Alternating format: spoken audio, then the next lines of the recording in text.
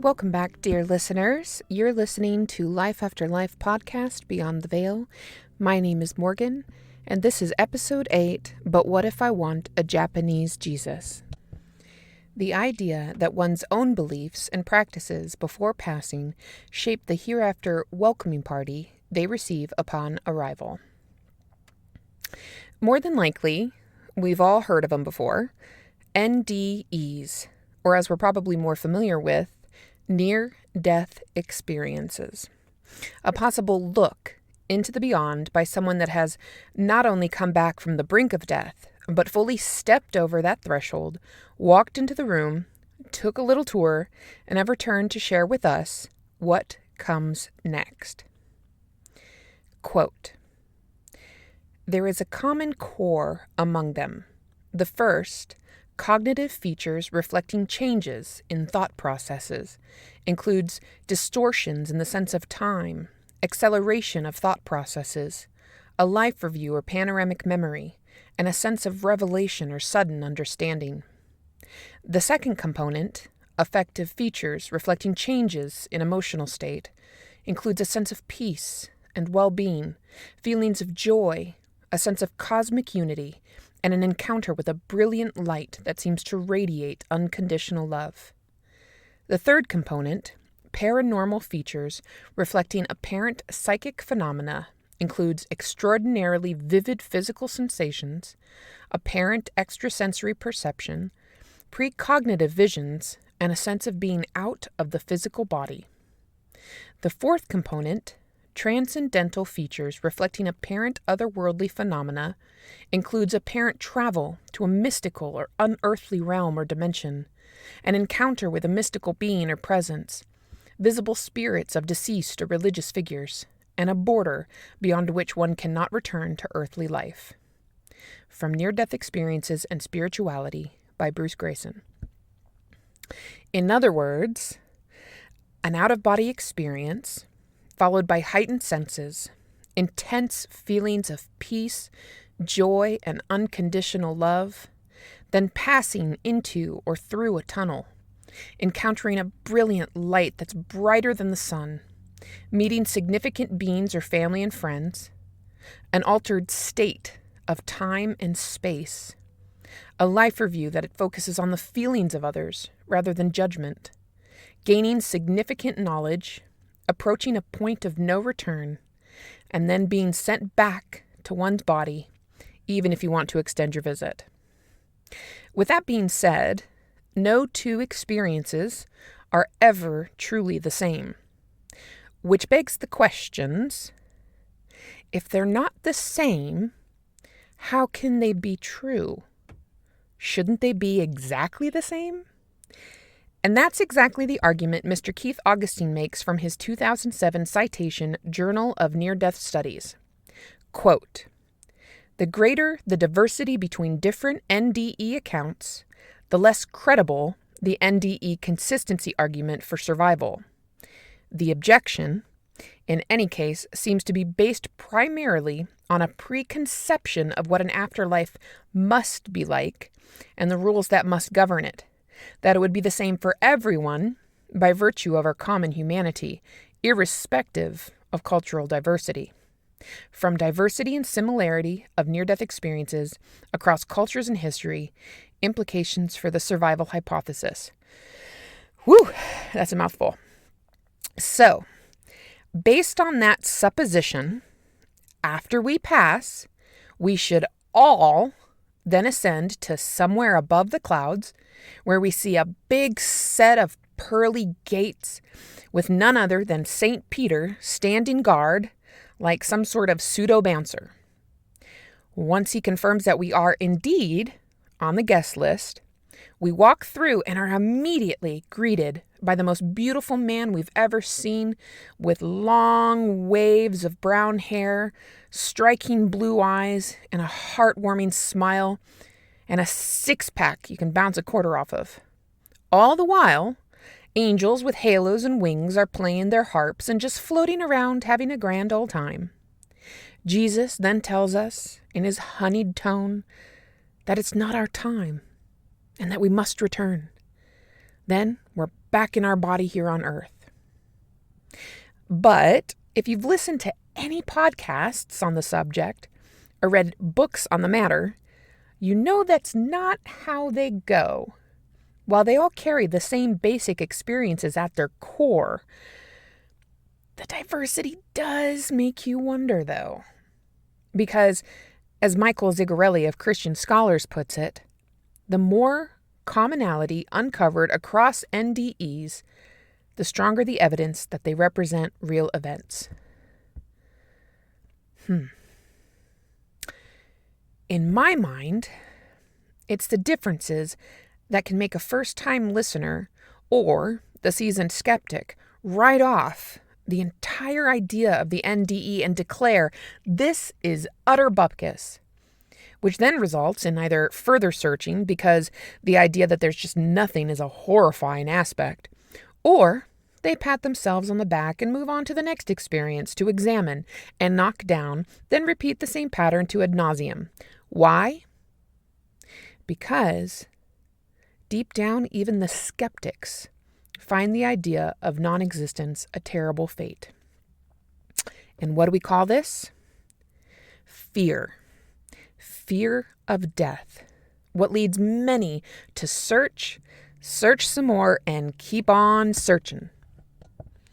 We want there to be something with every fiber of our being. But these pesky little inconsistencies remain that provide fodder for the doubt and the fear.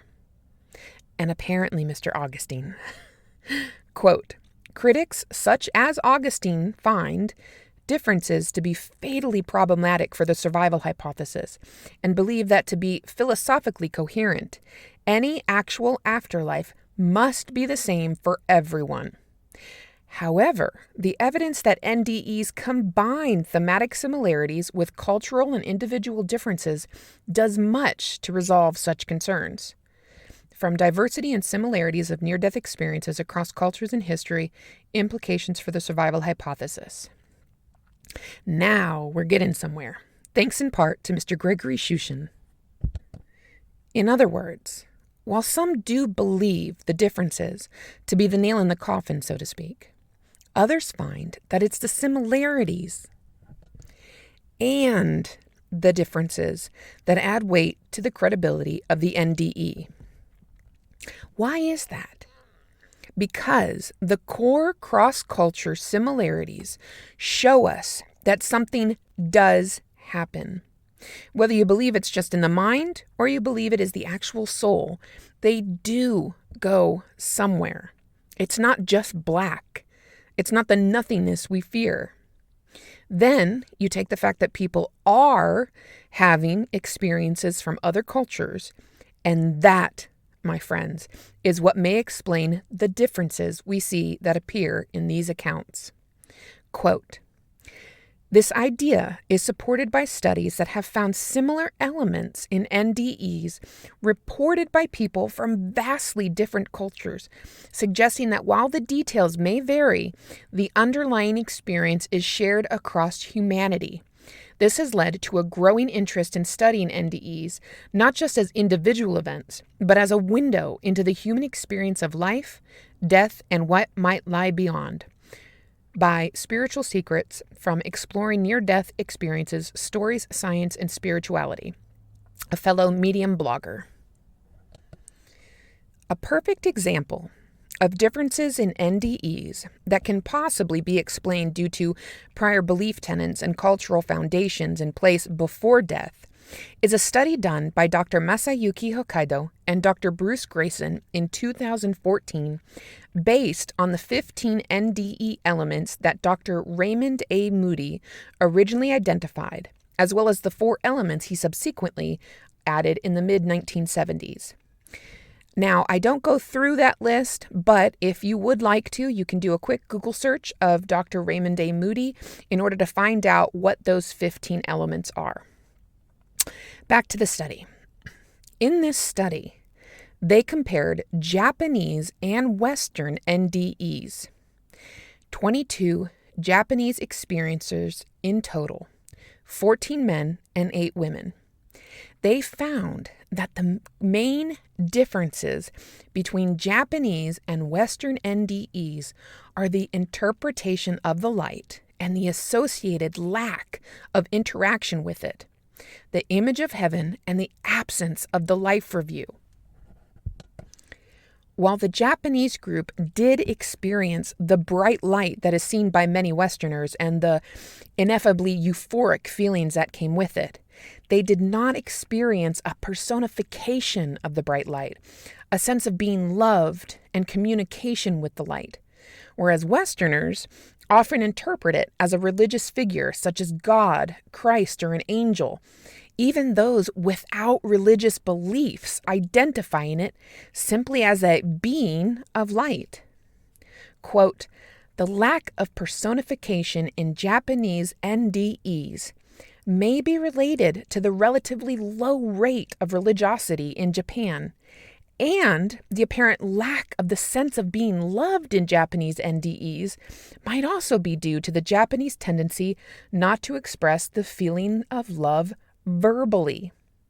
From a comparative analysis of Japanese and Western NDEs. An interesting variation from the study was that one Japanese individual did perceive the light as if it was life itself, with its own personality. She also felt that she was wholly known, understood, accepted, forgiven, and completely loved. This experience showed to be in accord with her Catholic background. Now, as mentioned before, one of the most notable differences between the Japanese participants and Western NDEers was the lack of a life review. In the tradition of Japanese Buddhism, it was widely believed that after a person passed, their spirit faced Enmadayo, the king of the world of the dead, a horrifying figure with a terrifying visage who passes judgment on the soul for the misdeeds or sins they committed in life. Reports of NDEs during those times included meeting this terrible character. Bah! However, in contemporary Japan, where people no longer believe in his existence, reports of meeting him have become almost non-existent, save for the few that still believe. With his demise, so went the judgment. The common Japanese individual no longer believing that their deeds in this world will be judged in the next world, meaning bye-bye life review. Now, the life review being a very common element of not only Christian theology, but the West in general, since our societies were practically bottle-fed on Christianity and Catholicism. Now, this is where we come to another interesting crux, one that may hopefully turn your fear on its head if you're not currently scratching it with all the quotes. One last obstacle to cross in this post, laid down by psychologist Kenneth Ring as he hypothesizes in his book, Believing is Seen. Quote, "A skeptical view of the NDE is that it represents essentially a religiously inspired illusion. The crisis of a pending death triggers a series of hallucinations in keeping with an individual's religious belief system and expectations concerning an afterlife." From Near-Death Experiences and Spirituality by Bruce Grayson. If that's the case, if our religious foundation conjures a Hail Mary, so to speak, illusion as death claims us and our brain starts to shut down, then why do all these countless NDEs mention a life review free of judgment?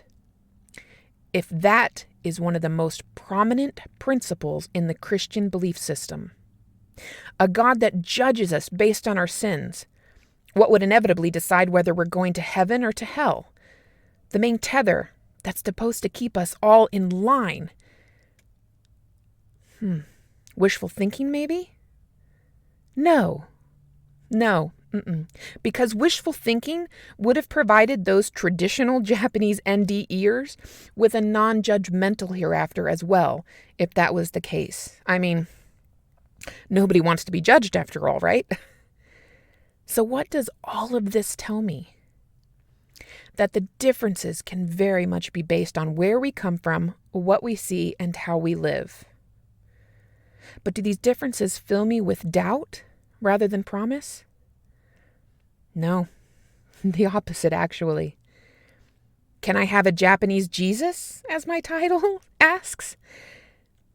As the data has shown, probably not. But what does the similarity now tell me?